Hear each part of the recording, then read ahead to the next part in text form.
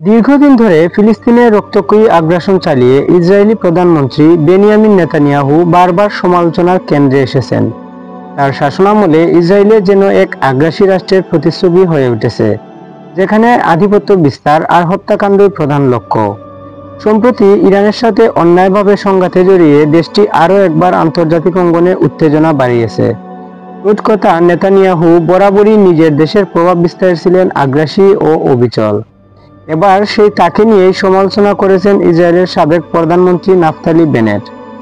ইসরায়েলের চ্যানেল 12-এ দেয়া এক সাক্ষাৎকারে বেনিয়ামিন নেতানিয়াহুর ক্ষমতা নিয়ে সরাসরি সমালোচনা করেছেন তিনি।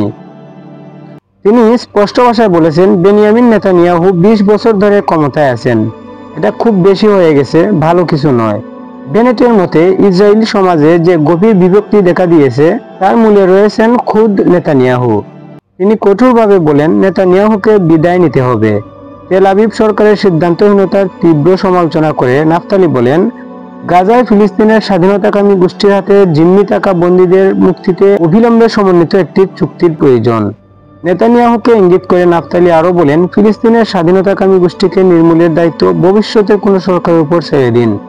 শুধু তাই নয়, তিনি বিস্ফোরক দাবি করে বলেছেন, ইরানের পারমাণবিক ও সামরিক স্থাপনার উপর যে হামলা হয়েছে তার পরিকল্পনার ভিত্তি তিনি নিজেই তৈরি করে দিয়েছেন। যদিও নাফতালির দৃঢ় বিশ্বাস, ইরানের বিরুদ্ধে হামলার সিদ্ধান্তটি খুবই ভালো হয়েছে এবং তার দরকার ছিল।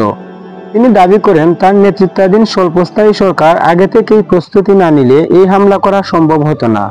তবে এ বক্তব্যের মাঝে বেনেট নিজে আগামী নির্বাচনে অংশ নেবেন কিনা এমন প্রশ্নগুলো কৌশলে এড়িয়ে গেছেন। অপরদিকে ইরান ইসরায়েল যুদ্ধবিরতির পর থেকে তেল আবিবে নেতানিয়াহুর পদত্যাগের দাবিতে রাস্তায় নেমেছে লক্ষ লক্ষ ইহুদি জনতা। তাদের দাবি, নেতানিয়াহুর আগ্রাসী মনোভাব এবং ভুল সিদ্ধান্তের কারণে ইসরায়েলি জনগণ বারবার ক্ষয়ক্ষতির সম্মুখীন হচ্ছে। তারা আরও জানায়, ফিলিস্তিনের স্বাধীনতাকামী গোষ্ঠীর হাতে জিম্মি থাকা ইসরায়েলিদের ফিরিয়ে আনতে অবিলম্বে সমন্বিত চুক্তি করতে হবে নেতানিয়াহুকে।